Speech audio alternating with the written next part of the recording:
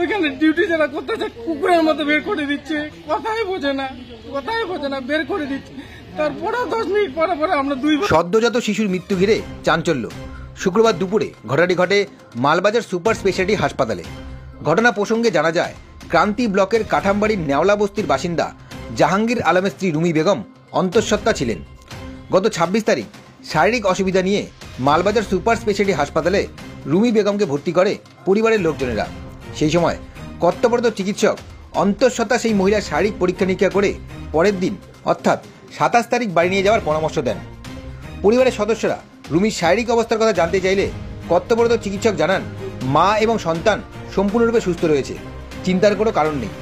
চিকিৎসকের পরামর্শে পরিবারের সদস্যরা রুমিকে বাড়ি নিয়ে যান।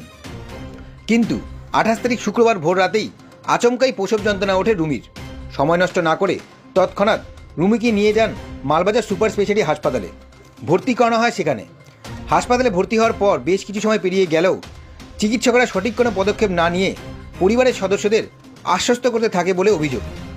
সময়ের সাথে সাথে পাল্লা দিয়ে বাড়তে থাকে প্রসব যন্ত্রণা। এরপর প্রসব যন্ত্রণায় কাতর রুমিকে নিয়ে যাওয়া হয় প্রসব ঘরে। দুর্ভাগ্যবশত সদ্যজাত শিশুটি মৃত জন্মগ্রহণ করে। পরবর্তীতে চিকিৎসকরা রুমির পরিবারকে জানায়, মৃত পুত্র সন্তান জন্ম দিয়েছিলেন রুমি।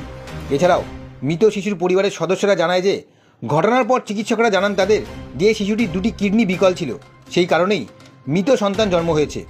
এই খবর পাওয়া মাত্রই ক্ষোভের সঞ্চার হয় রুমির পরিবারের। কান্নায় ভেঙে পড়ে রুমির স্বামী এবং পরিবারের সদস্যরা। রুমির স্বামী জাহাঙ্গীর আলম জানায়, 2 দিন আগেও চিকিৎসক জানিয়েছিলেন মা ও গর্ভের সন্তান সম্পূর্ণরূপে সুস্থ রয়েছে। তাহলে একদিনের মধ্যে কি করে গর্ভের সন্তানের 2টো কিডনি বিকল হয়ে যায়? পরিবারের দাবি, চিকিৎসার গাফিলতিতেই মৃত্যু হয়েছে শিশুর। পরিবারের তরফে হাসপাতাল সুপারের কাছে কর্তব্যরত 2 চিকিৎসকের বিরুদ্ধে চিকিৎসার গাফিলতির জন্য এটি লিখিত অভিযোগ জানানো হয়েছে। পাশাপাশি মালবাজার থানায় লিখিত অভিযোগ করেছেন রুমির পরিবার। আমার কথা হচ্ছে যে 6টার থেকে মানে 11:30 পর্যন্ত ওরা কেমন করে একটা পেশেন্টকে ধরে রাখলো। বারবার একটা কথাই আমরা 10 মিনিট 15 মিনিট পরে বারবার গালি দিচ্ছে, বের করে দিচ্ছে। তারপরেও আমরা একটা মা, ধরে নাও একটা বোন, সে কলিজার টুকরো কেমন করে বুঝতে পারছে ও কতটা কষ্টে আছে।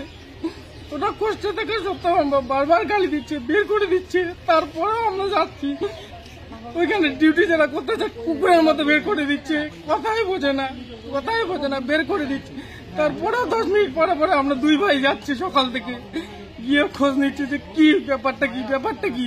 ওরা বলতেছে যে 10টা মিনিট, আধা ঘন্টা 1 ঘন্টা করে সকাল 6টার থেকে